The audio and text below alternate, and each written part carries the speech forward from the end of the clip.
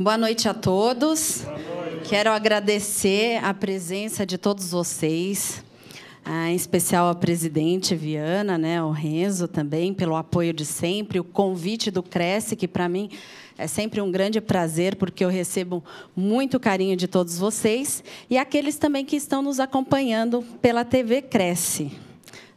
E o nosso tema de hoje: alterações e inovações nos processos extrajudiciais, com relação à separação, divórcio, inventário e partilha por escritura pública. E a nossa lei é a Lei 11.441, de 2007, que alterou a redação de artigos do Código de Processo Civil.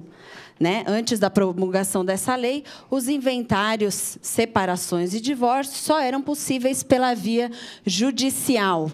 E por que esse tema é tão importante e interessante para os corretores de imóveis? Então, uma palavra-chave: quando o corretor de imóveis se deparar com a comercialização de um bem que é objeto de inventário. Então, nós trataremos dos aspectos práticos, jurídicos e econômicos. Por quê? Na maioria das vezes, o processo administrativo, além de ser muito mais célere, isso é inquestionável, ele, na maioria das vezes, é mais econômico. Então, nós vamos iniciar, e, em especial, a palestra Por que alterações e inovações?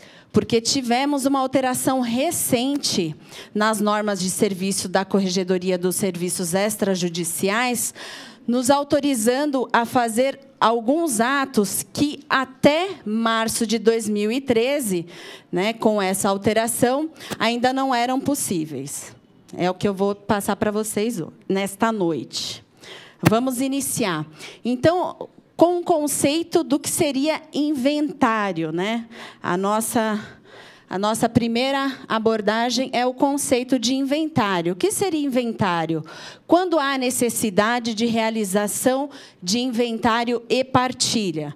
Quando ocorre uma sucessão, com o falecimento, de uma determinada pessoa, deixando bens, haverá a necessidade de fazer o inventário e a partilha e a transmissão dessa herança para os herdeiros, os sucessores.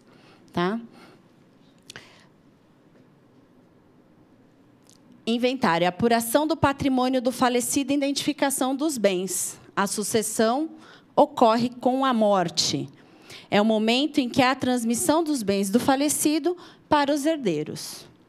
Quem são chamados a suceder?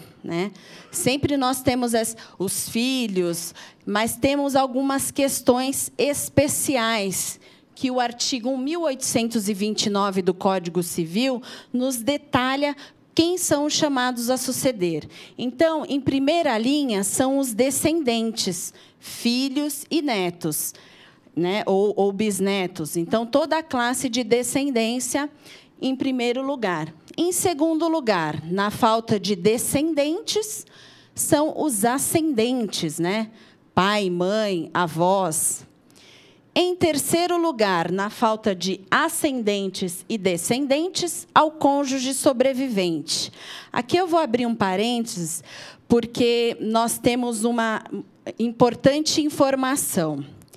Independentemente do regime de bens em que faleceu a pessoa, não havendo ascendentes ou descendentes, mesmo que casado no regime da separação total de bens, o cônjuge herda a totalidade dos bens. E, em quarto lugar, na ausência dos três acima, temos os colaterais. Quem são os colaterais? Tios, sobrinhos, sobrinhos netos, até primos. Então, até o quarto grau, eles recebem a herança. Quais são os requisitos do inventário por escritura pública, pelo procedimento extrajudicial?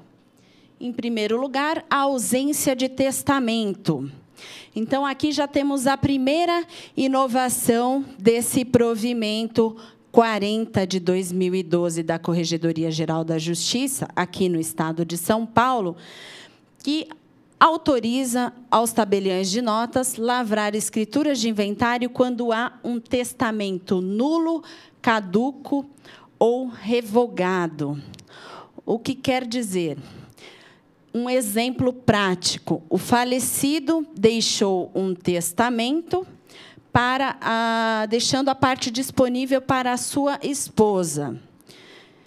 Ela não abriu o inventário deste e também veio a falecer.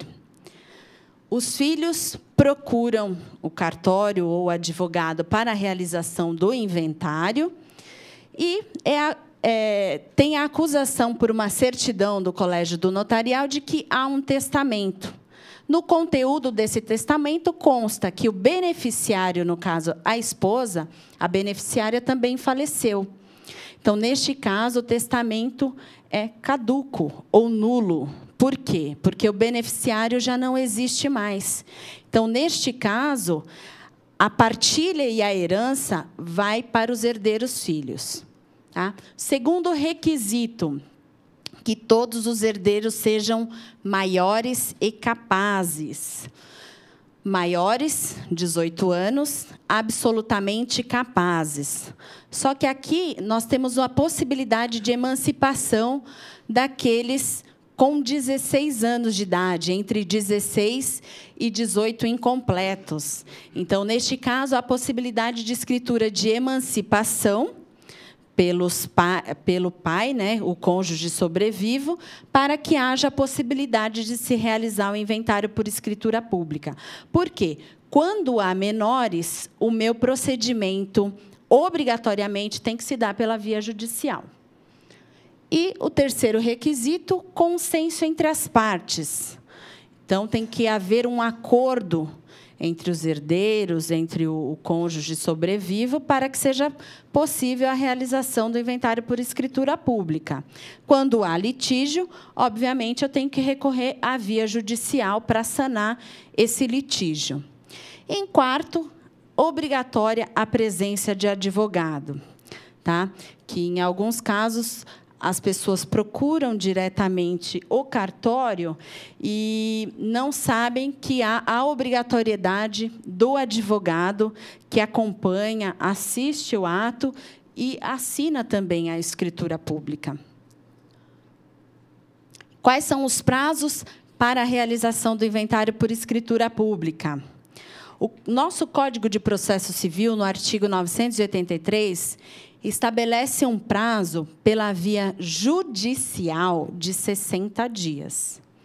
Na via administrativa, temos a Resolução 35 do CNJ, do Conselho Nacional de Justiça, nos dando expressamente em um artigo a autorização para realizar o ato em qualquer tempo. Tá? Por quê? No judicial, posso realizar em qualquer tempo? Também eu posso, só que eu estou sujeito a uma multa. No administrativo, a única multa que prevalece é a multa do imposto de transmissão causa-mortes, que falarei a seguir para os senhores. ITCMD, Imposto de Transmissão Causa-Mortes. A lei que regulamenta o ITCMD é a 10.705, de 2000, com alterações da 10.992, de 2001. Qual que é o fato gerador, né? Quer dizer, quando que esse tributo passa a ser devido pelos herdeiros? A partir da data do óbito, ele já passa a ser devido pelos herdeiros. Então, temos alguns prazos para o recolhimento desse imposto, senão estaremos sujeitos à multa, conforme estabelece a lei. Alíquota e prazo para pagamento do imposto de transmissão causa-mortes, é o ITCMD em São Paulo, que é o que regulamenta causa-mortes e doações. Alíquota 4% sobre o valor do monte-mor, o valor da soma dos bens que compõem a herança. Qual o prazo para o recolhimento do imposto? Até 180 dias da data do óbito para o recolhimento sem multa. Tá? E até 90 dias da data do óbito, os herdeiros recebem um desconto de 5% sobre esse imposto.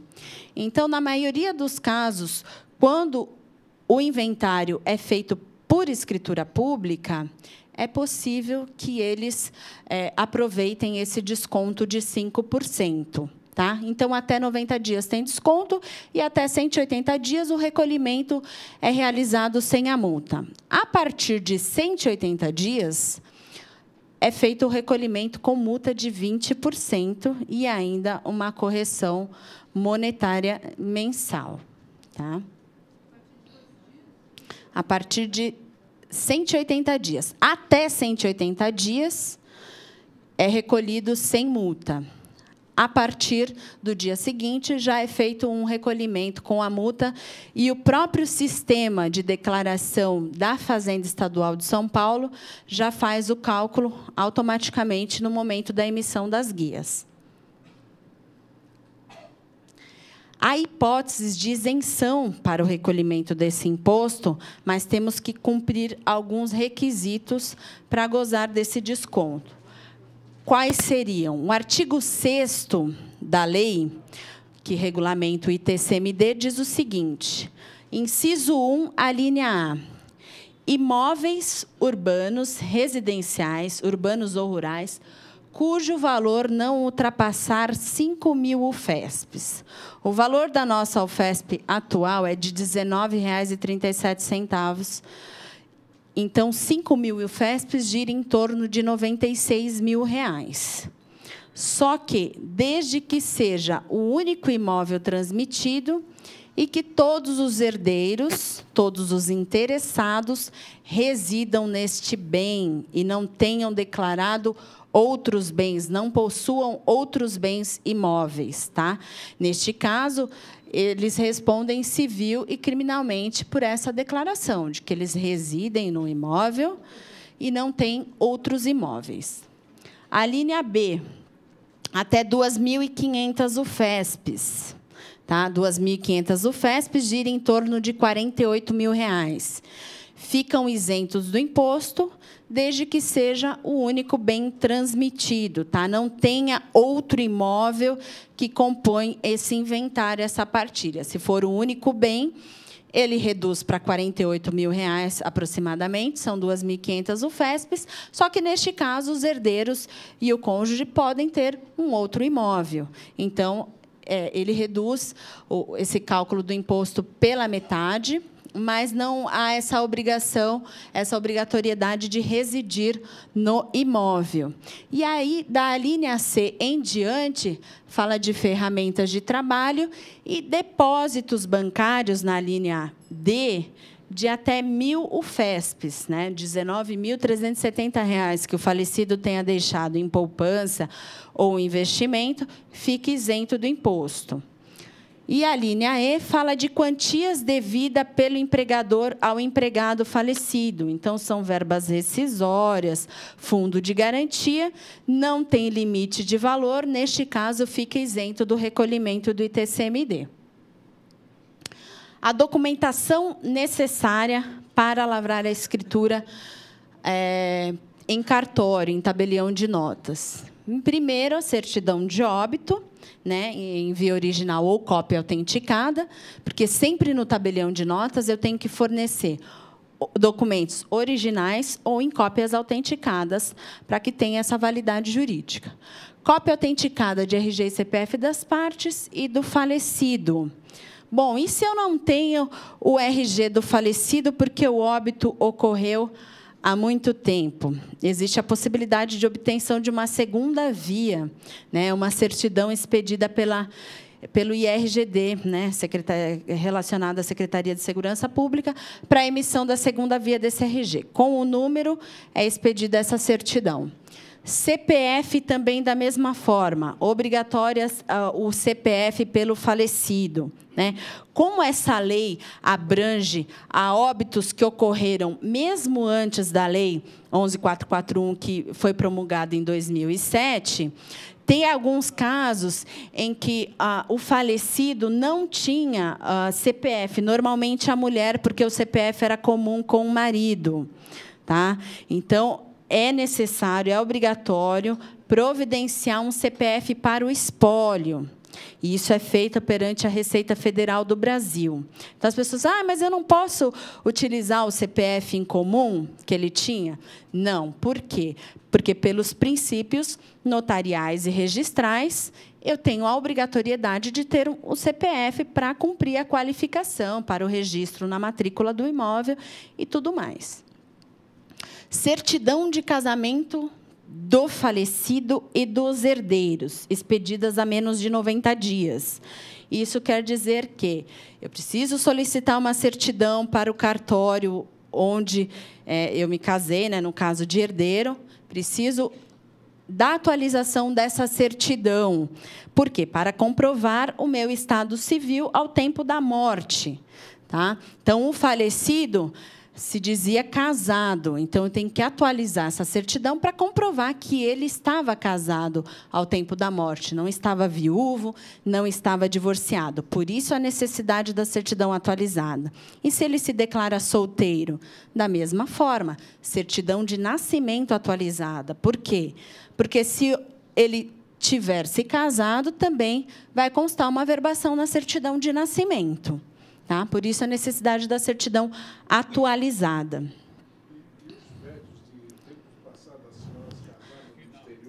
Também. Se é casado no exterior, também é feita uma solicitação de segunda via lá ou pelo consulado aqui. Então, também é possível fazer dessa forma, tá? Até vou adiantar para vocês, se vocês quiserem ir anotando as questões, no final eu esclareço todas as dúvidas, tá bom? Depois temos certidão de propriedade dos imóveis, né? Também atualizadas a menos de 30 dias para comprovar o domínio da propriedade daquele imóvel em nome do falecido. Certidão de valor venal dos imóveis. Em São Paulo, como todos nós sabemos, nós obtemos essa certidão de valor venal de referência, no caso, através do site da prefeitura. Quando estamos fazendo inventário que envolvam imóveis de outros municípios ou outros estados, haverá necessidade de apresentação da certidão de valor venal expedida por aquela prefeitura competente ou a apresentação do carnê de IPTU, aquela capa de IPTU onde consta o valor venal, da época do óbito e do exercício que está sendo lavrada a escritura pública. Certidão negativa de IPTU de todos os imóveis. Tá? Na impossibilidade de obtenção da certidão negativa de IPTU, também podemos aceitar a certidão positiva com efeitos de negativa. Quer dizer que é positiva porque existem débitos, mas ela tem efeitos de negativa porque esse débito encontra-se suspenso, nos termos do artigo do Código Tributário Nacional, que deixou suspenso esse débito porque existe um acordo com a prefeitura e esse acordo vem sendo cumprido pelas partes. E o cartório pode lavrar também desta forma. A certidão da Receita Federal em nome do falecido, aquela certidão negativa de tributos federais que é expedida pela Receita Federal também através do site. Em caso de impossibilidade também desta certidão, também aceitamos a positiva com efeitos de negativa, e quando o óbito ocorreu há muito tempo, haverá necessidade de regularização dessa certidão também perante a Receita Federal. Certidão de inexistência de testamento, que é expedida pelo Colégio Notarial do Brasil.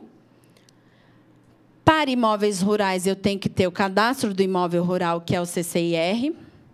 Prova de quitação do Imposto Territorial Rural, que é o ITR, com a certidão negativa de tributos federais também. E o recolhimento do Imposto Causa-Mortes. Quando que ele ocorre? No ato da lavratura da escritura ou antes da lavratura da escritura. Tá? Da mesma forma que ocorre na venda e compra, tem que efetuar o recolhimento do ITBI no ato ou antes da lavratura do ato, o imposto causa-mortes também da mesma forma. Cotas sociais de empresas também são suscetíveis de inventário e partilha. O falecido, qualquer tipo de bem que ele tenha deixado, pode haver a transmissão para os herdeiros, desde que a documentação esteja regular em nome dele, ainda que um contrato particular, mas tem que ser comprovada a posse ou o domínio do falecido. Automóveis também, dinheiro, joias, posse, também podem entrar no inventário. Ações, títulos de créditos, investimentos, comprovam com a apresentação dos extratos bancários. Outros dados a serem fornecidos para a escritura é qualificação das partes, né, que é nacionalidade, estado civil, endereço, RG, o CPF, e deve ser atribuído um valor para cada bem. Né? Para apuração do imposto, eu tenho que ter o valor venal e as partes devem me fornecer o valor que eles querem declarar para efeitos de partilha, que pode ser o valor venal ou o valor outro valor que as partes queiram atribuir, que pode ser maior ou menor que o valor venal. Também envolve aqueles valores que estão declarados no imposto de renda do espólio. Informações adicionais. As dívidas também entram no inventário, mas elas servem só para efeitos de declaração. Tá? Só para declarar que essas dívidas existem, mas não haverá nenhuma dedução no monte partilhável e no recolhimento do imposto. Tá? Porque as pessoas perguntam, mas eu não posso abater o valor da dívida e recolher sobre o valor da diferença? Não. Né? Eu tenho que fazer o recolhimento pelo valor dos bens que ele deixou, e as dívidas são excluídas, tem um capítulo específico para a declaração dessas dívidas. Qual o procedimento do inventário em cartório?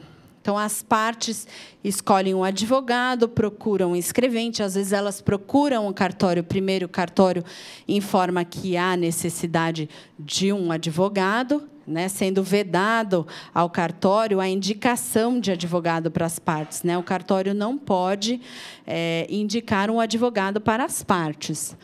Então, a gente pede para que procure um advogado da confiança e elas levam toda a documentação para o cartório, é feita a declaração de TCMD, a minuta com a partilha de bens, o recolhimento do imposto, né, como já adiantei, pode ser feito antes ou no dia da lavratura, e, com isso, nós agendamos data e horário para assinatura, né, onde comparecem todos os interessados, os herdeiros, e aqueles que não puderem comparecer, eles podem lavrar uma escritura, uma procuração pública, né, para que seja representado por outro. Depois de encerrado o ato notarial, com a assinatura das partes e do advogado, é emitido um traslado, entregue às partes ou encaminhado ao registro, tá? E esse título é hábil para ingresso no registro de imóveis, juntas comerciais, DETRANs, bancos, em todas as instituições relacionadas àqueles bens do inventário que estão obrigados a aceitar esse documento, porque é uma lei, né? E algumas instituições têm uma certa resistência ainda com a aceitação desse documento, em especial os bancos, que falam, não, preciso de um alvará do juiz. Não, a escritura pública já é o título, né, que substitui esse formal de partilha ou essa carta de sentença. Tá? Então, nesse caso, eu sempre peço para o interessado, para o herdeiro, ou ir acompanhado do advogado, ou pede para encaminhar para a análise do jurídico, porque aí os advogados têm conhecimento que esse documento tem validade jurídica e tem fé pública. Quais são as vantagens do procedimento administrativo? Celeridade do procedimento, né, que é inquestionável. Já fiz inventário de um dia para o outro. Quinta-feira passada mesmo, um advogado me procurou com a documentação já toda em ordem, me levou na quinta-feira, o imóvel já estava vendido, com o contrato de promessa de venda e compra assinado, e ele precisava lavrar a escritura para dar tempo de registrar e outorgar a escritura definitiva para o comprador. Então, ele me levou na quinta-feira, às 16 horas, e na sexta-feira, meio-dia, nós estávamos assinando a escritura de inventário e partilha. Então, olha como esse procedimento é maravilhoso e tem uma celeridade assim absurda. O recolhimento do imposto em 90 dias, 5% de desconto, como já adiantei, também uma vantagem. Sobrepartilha de bens que não entraram em inventário judicial. Tá? Então, fiz um inventário judicial há 10 anos atrás ou há 20 anos atrás, e, naquela época, esqueci de incluir um bem, ou, naquela ocasião, esse bem não era possível ingressar no inventário porque ele estava irregular por algum motivo. Dependia de alguma regularização. E, hoje, procuro o cartório para lavrar a escritura de sobrepartilha pela via administrativa. É possível, ainda que o inventário tenha sido realizado pela via judicial. Tá? Então, aquele bem que sobrou, eu posso fazer pelo cartório. O inventariante tem poderes para cumprir obrigação de fazer. Aqui é um pouquinho complexo, mas esse caso, só para que vocês entendam, é como se fosse um alvará judicial. Quando o juiz autoriza o espólio dentro de um processo de inventário, a outorgar uma escritura de venda e compra para um determinado comprador. Então, nós podemos fazer a nomeação de inventariante por escritura pública. Tá? É feita a nomeação de inventariante, ele diz que deixou de cumprir este compromisso, né, em vida, os herdeiros, os interessados declaram, é feita essa escritura não tem valor declarado, e ele outorga a escritura definitiva para aquele comprador. Tá? Então, é uma forma de se fazer pela via administrativa também, sem precisar recorrer a um processo judicial que é moroso, demanda muito tempo. Então, é uma forma mais célere de se resolver essas questões de obrigação de fazer, que é aquele contrato de gaveta, que o interessado não outorgou a escritura definitiva, o vendedor veio a falecer, e hoje ele precisa desse título definitivo, da transmissão do domínio. Então, ele procura o inventário, se ele tem conhecimento dos herdeiros, dos sucessores, é feita a escritura de nomeação de inventariante, e, num ato posterior, no mesmo dia, é feita a escritura de venda e compra. Tá? Eu até passei uma informação. Essa escritura é uma escritura com valor declarado, ela não tem um recolhimento de imposto de transmissão causa-mortes. Tá? Não é feito o recolhimento do causa-mortes, porque o falecido deixou somente uma obrigação. Tá? Não houve uma transmissão de valor e de bem. Possibilidade de desistência da via judicial para o procedimento pela via administrativa. Ingressei com o inventário judicial há alguns anos, ou o processo está arquivado, ou mesmo que recentemente, mas percebi que esse processo está demorando, tive a informação de um advogado, de um colega, que eu posso fazer o inventário por escritura pública, posso desistir da via judicial? É possível, você desiste do processo judicial, o advogado faz uma petição de desistência ou de suspensão do processo por um determinado prazo para que ele faça pela via administrativa. Mesmo após o recolhimento do imposto causa-mortes, no processo judicial, pode haver a desistência e levar tudo para o cartório. Por quê? Quando é feito o recolhimento do imposto no processo judicial, eles encaminham para a homologação da fazenda. E essa homologação demora, por vezes, 6 meses. Então, as pessoas querem desistir, porque o imóvel já foi vendido, por algum motivo, precisam resolver, ele pode desistir e fazer pela via administrativa. A desnecessidade de homologação perante a Fazenda, que já adiantei. Pelo procedimento extrajudicial, não há necessidade de homologação do imposto perante a Fazenda de São Paulo. A livre escolha do tabelião de notas. seja em qualquer lugar que tenha ocorrido o falecimento, esteja situado em qualquer território nacional os bens do falecido, eu posso fazer em qualquer tabelião de notas do Brasil. Tá? Eu não tenho regra de competência, foro privilegiado para a realização desse procedimento de inventário. Eu posso fazer em qualquer tabelião de notas. Tá? A possibilidade de partilhar direitos, né? Como já adiantei, aqueles contratos de gaveta, compromisso de venda e compra, eu posso também incluir no inventário. Retificação de formal de partilha judicial.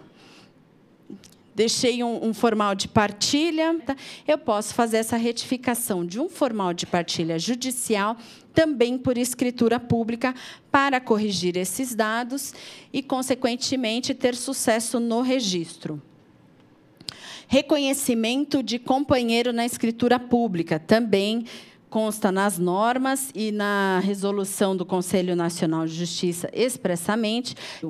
Então, na própria escritura de inventário, os herdeiros o reconhecem como companheiro e ele recebe também a meação ou a herança, depende do regime de bens e da forma de aquisição dos imóveis. Tá? Ainda que este companheiro não tenha declaração pública de união estável. Procuração pública, na verdade. A procuração pública específica para a lavratura do ato, no caso de uma das partes não puderem comparecer, o planejamento sucessório. O que seria o planejamento sucessório? Quando o cônjuge sobrevivo quer já doar a parte dos imóveis ou dos bens para os filhos, reservando o usufruto, para que os filhos não tenham que realizar o inventário dele posteriormente. A renúncia e cessão de direitos de meação. Também, um dos herdeiros não quer receber herança, faz a renúncia. E a renúncia acresce aos herdeiros. No momento da partilha, para que não haja condomínio entre eles, eu deixo um imóvel para a viúva e os outros 2 imóveis para os filhos. Exemplos práticos. É uma escritura de nomeação de inventariante, como eu já adiantei, para cumprimento de um compromisso particular de venda e compra, uma obrigação de fazer. Então, João comprou um imóvel em 93 através de um compromisso particular. Foi assinada uma escritura de venda e compra. Antônio, que era casado com Célia pelo regime da comunhão universal de bens, faleceu em 99. A família fez o inventário na época e não compareceu ao cartório, perguntando se havia necessidade de alvará judicial para obtenção da escritura definitiva de venda e compra. Qual que foi a solução? Uma sobrepartilha de direitos e obrigações do espólio com nomeação de inventariante sem a incidência do imposto causa-mortes. Segundo passo, uma escritura onde comparece a viúva meeira e os herdeiros, e depois esse material, se os senhores desejarem, eu posso encaminhar por e-mail. Então, é feita a qualificação do falecido, a nomeação de inventário, dizendo que dos direitos e obrigações deixados pelo falecido. Tá? E, dessa forma, a inventariante fica autorizada a outorgar o título definitivo. Agora, para que é a separação? A separação põe fim à sociedade conjugal e o divórcio põe fim ao vínculo conjugal e à sociedade conjugal. Né? Se eu caso, né?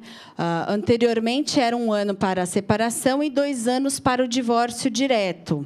Depois da emenda constitucional 66 de 2010, o divórcio ficou uma questão após essa emenda se a separação foi revogada. Não, a separação não foi revogada, tá? Ela continua existindo. É que na prática os cônjuges já preferem fazer o divórcio direto, mas tem alguns casos que eles fazem sociedade conjugal. Se eles pretenderem retomar o relacionamento, eles têm necessidade de um novo casamento. Em tabelião de notas. A ausência de filhos menores, aqui mais uma inovação. Por quê? Se há a separação judicial com filhos menores de guarda e alimentos dos filhos menores, eu posso fazer bem uma decisão, tá? Uma sentença de guarda e alimentos de filho menor, ainda que não seja dentro de uma separação judicial. Quando o menor está protegido pela justiça, eu posso fazer o divórcio por escritura pública. Importante ressaltar que essa escritura de divórcio e de separação não tem sigilo, tá? Expressamente também na resolução e nas normas, ciência de que esse é um documento público. A documentação necessária, havendo a partilha de bens, também a mesma documentação que é patrimônio de R$100 mil, um exemplo, e cada um recebe R$50 mil, não há recolhimento de imposto.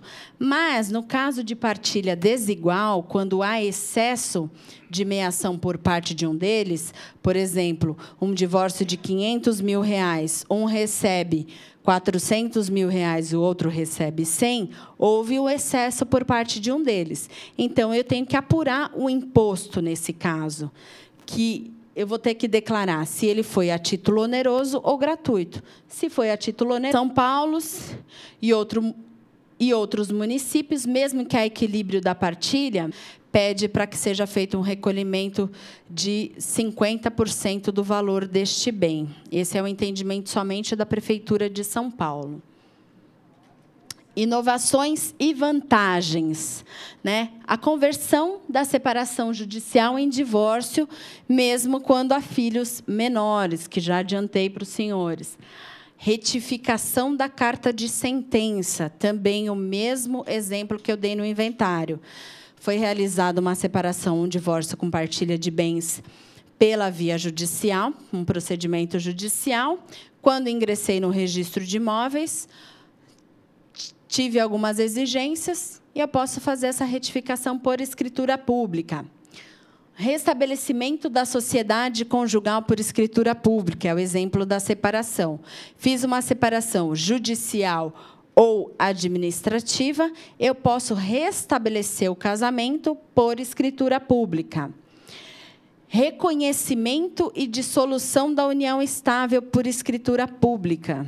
Também sempre foi possível, mas atualmente também não há exigência de testemunhas que comprovem que existe essa união estável. Partilha de bens, né, dos companheiros, quando há uma união estável, declarada ou não por escritura pública. Eu posso fazer também no mesmo procedimento do divórcio, cumprindo os mesmos requisitos e exigindo a mesma documentação. Procuração específica também para representação no ato do divórcio, né? O indivíduo se separou de uma determinada pessoa, agora ela faz uma procuração pública onde ela se encontra, e essa procuração tem validade de 30 dias. Não realizado o procedimento dentro deste prazo de 30 dias, essa procuração ela não tem mais efeito, ela já foi ação. Então, ela tem esse prazo curto de 30 dias. Possibilidade de sobrepartilha também em processos de divórcio que foram realizados judicialmente, restou um bem para partilhar, posso fazer divórcio por escritura pública, uma pensão alimentícia de um determinado valor, e ele faz a renúncia desses alimentos. Eu posso fazer essa retificação das cláusulas e obrigações alimentares por escritura pública.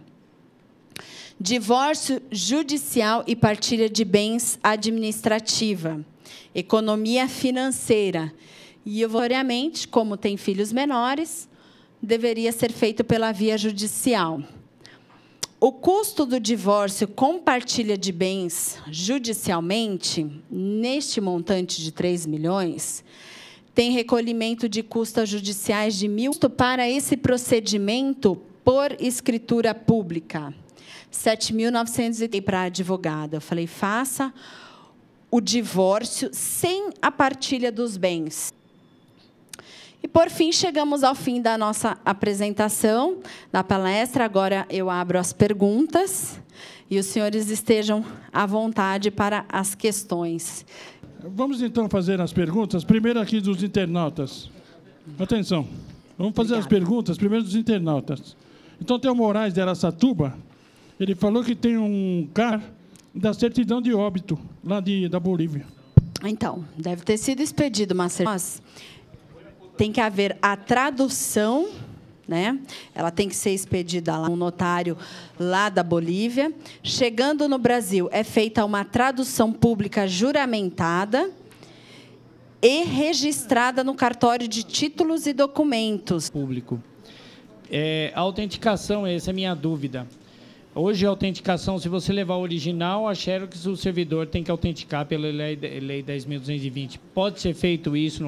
Parabéns pela palestra. Obrigada. A minha pergunta é a seguinte. Quanto à exigência, não só do cartório, mas Caixa Econômica Federal, enfim, órgãos públicos, exigir essa segunda via de documentos com validade aí, no máximo 90 dias, isso tem um fundamento legal? Tem. Tem um fundamento. Na resolução 35 do CNJ e no provimento da Corregedoria 33 de 2007, aqui em São Paulo. Tranquilo, obrigado.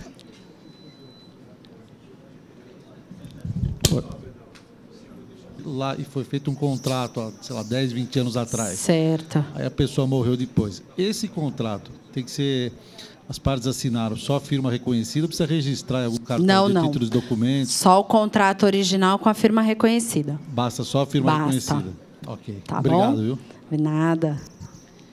Boa noite. Boa noite. Fiquei com uma dúvida, quando a senhora comentou, quando da escritura dos imóveis que ficaram de herança para os herdeiros, quanto ao valor, sobre o valor venal ou valor venal referência?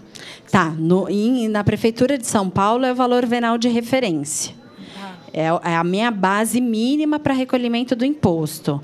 Nos demais municípios, é o valor venal. Só em São Paulo que é o referência. Tá. E se eu for advogado, eu posso advogar em causa própria nessa Pode, situação? pode. Obrigada. Só não pode acumular função de advogada e mandatária das partes. Por exemplo, um herdeiro que te passe uma procuração e você acumule com a função de advogada. Aí não pode. Mas como advogada e herdeira, no caso, pode. Nada. Boa noite, parabéns Boa noite. pela brilhante palestra. Meu nome é Fernando. Obrigada. Com relação ao inventário, fato gerador ocorrido em 1980. A senhora Certo. disse que a sobrepartilha pode ser feita em cartório. Pode. E qual é o imposto que vai incidir? É o ITBI causa mortes. E Antes de 2001, era o ITBI causa mortes. A partir de 2000 passou a ser o ITCMD. Mas a alíquota é a mesma, 4%, 20% É de recolhido multa. aonde? Na prefeitura, é isso? Não. Também é na Fazenda estadual. Muito obrigado. Nada. Boa noite. Queria te fazer uma pergunta, por favor. Claro. Assim, foi feito um inventário antes dessa vigência das novas leis aí, e foi colocada a partilha, no caso eram 2 herdeiros e um viúvo, né? E ficou um imóvel e foi feita uma doação depois com usufruto desses imóveis. Então, a princípio, quando essa pessoa que era o viúvo, quando ele falecer, não há necessidade de fazer nenhuma regulamentação na justiça ou no... Não. Agora, com esse imóvel que ficou sem fazer a doação, como é que fica isso? Esse vai ter que partilhar. Então, mas aí eu vou direto no seu cartório e faço ou vou ter que Isso. voltar no cartório? Não. Você pode fazer em qualquer cartório. Ainda que você já tenha feito um procedimento de inventário e doação em outro cartório, você pode fazer no meu cartório ou em qualquer outro Aí faz tabelionato. só com relação a esse bem que Só ficou... com relação a esse bem. Tá. Que ficou fora das E doações. aí os documentos são os mesmos, o São os inventário com mesmos. relação só a esse imóvel? Exatamente. Se ele for fazer a doação deste imóvel em vida, ele não necessita de toda aquela relação de documentos. Aí só Tá, precisa mas se ele falecer... Se ele falecer, sim. Aí também o imposto seria de 4. Causa mortes também. Também 4. E da doação também é o mesmo, é 4%. 4%. Tá bom, obrigada. Tá bom? Nada.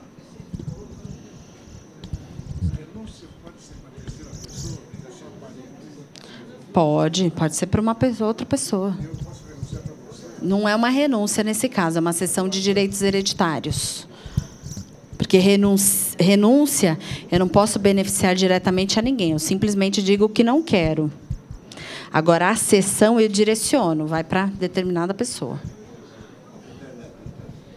Kelly, nós temos outra pergunta aqui da Janete, da Praia Grande. Tá. Ela diz se existe algum documento que ela possa fazer, porque ela se divorciou em 12 de abril de 2012.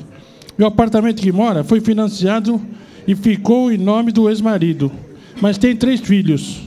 Gostaria de me assegurar ou assegurar os meus filhos? Bom, tem que ver como que foi adquirido esse imóvel, né? Se ela divorciou, estava em nome dele, se foi na vigência do casamento, pertence aos 2. Tá? E ele só não foi objeto da partilha. Agora, se na partilha ficou pertencendo exclusivamente a ele, ela nada pode fazer agora. Mas, ele sendo pai, o imóvel já é dos filhos. Mas ele pode vender esses bens também. Então, a forma de assegurar seria ele fazer uma doação para os filhos com reserva de usufruto para ele. Então, a forma de assegurar uma doação com reserva de usufruto, do pai para os filhos. Temos uma outra aqui, da Márcia Parrini. Ela diz, se o falecido não tem ascendente e nem descendente, mas tem 5 sobrinhos diretos, e ele deixa um testamento registrado em cartório, um apartamento em nome de apenas um sobrinho. Os outros sobrinhos poderão brigar na justiça ou terei problema com a venda deste imóvel? Não, porque quando não há ascendentes e não há descendentes, na ausência desses herdeiros que são necessários, eu posso dispor da totalidade dos meus bens. Então, ele poderia beneficiar um sobrinho só e os demais não podem pleitear nada, não podem reclamar. É válido. Tá? Boa noite, Cristina. Boa noite. Então, a minha pergunta, se foi verificado, tirado as certidões e consta que existe um testamento, mas só que também constatou que nesse testamento tinha um bem que foi vendido. Esse testamento, ele se torna nulo? Nulo.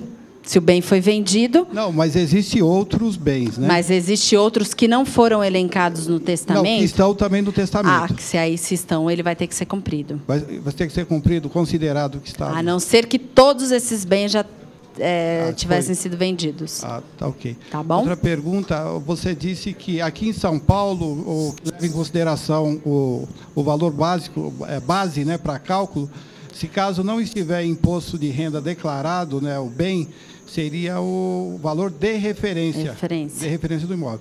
No caso da morte, né, de um dos cônjuges, os custos é 100% ou ficaria só 50%? 50%. Se ele deixou cônjuge e esse bem foi adquirido na constância do casamento pela comunhão total de bens ou comunhão parcial de bens, é 50%.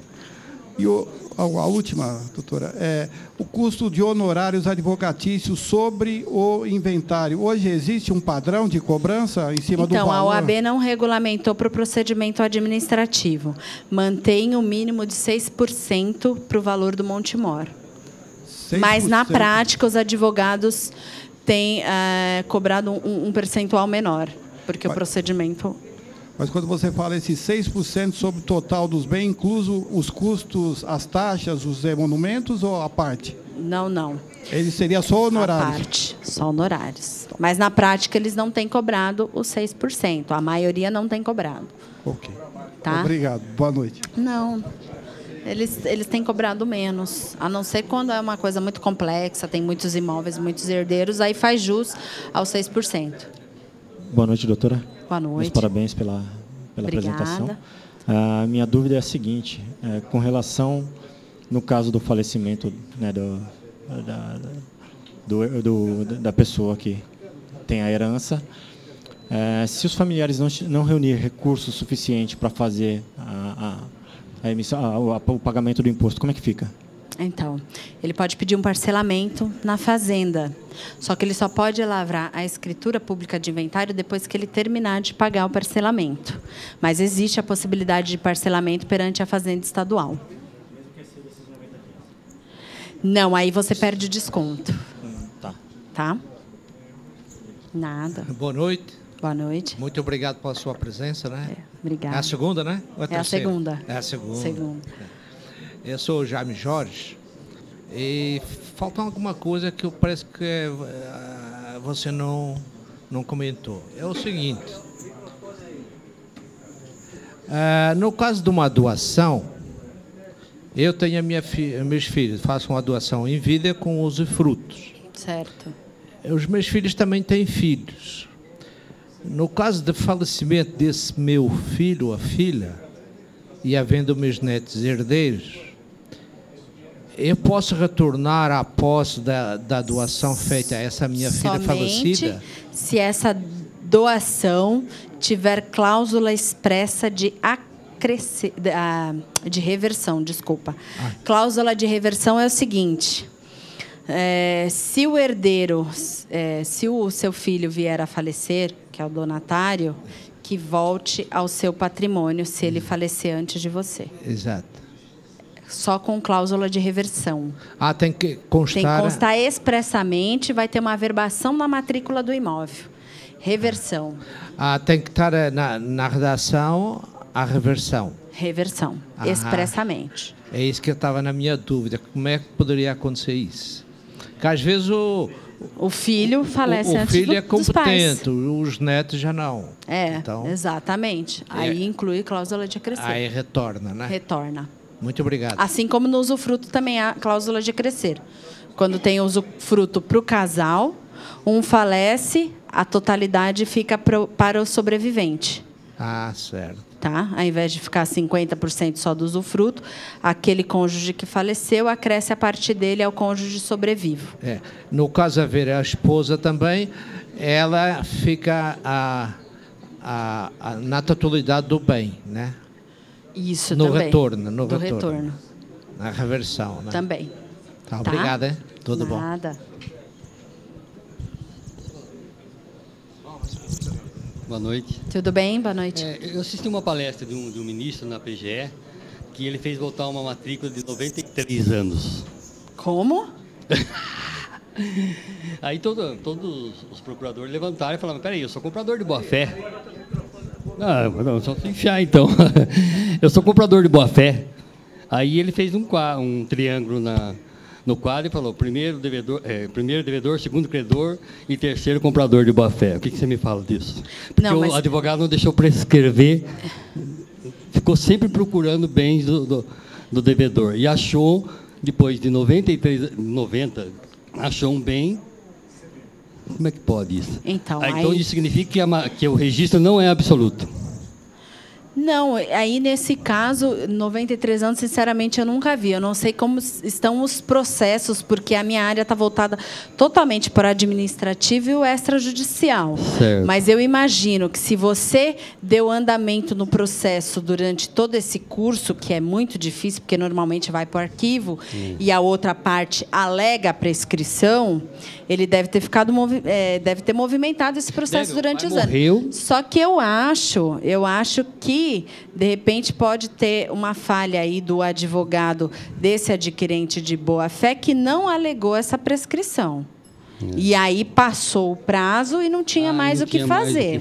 Porque 93 anos me deixa um pouco desconfiada. Todo mundo levantou, tinha 40 e poucos procuradores. Entendeu? De repente o advogado de terceiro de boa-fé comeu bola em algum prazo também, não? Mas nunca se sabe, mas é um caso excepcional. Mas o registro ele não é 100% absoluto, né? Ele tem presunção relativa no caso. Tem presunção relativa, não é absoluta. Então tá jóia. Obrigado. Tá bom?